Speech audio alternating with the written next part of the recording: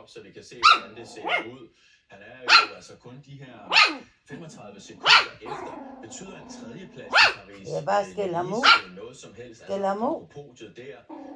Hvordan kan det være, at man ikke bare tænker at gå all in på at vinde løbet, og så kan det være, at man bliver sammen, og så bliver nummer 5 i stedet for, men en podieplads i Paris-Nice, er det ikke næsten lige meget? Bækgaard, det skal altså ikke ryste, rynke på næsen af. Paris-Nice er jo et kæmpe løb. Altså, det er jo et af de største løb lige under de 3 Grand Tours. En podieplacering her, og det at kunne stå på punktet i Nice.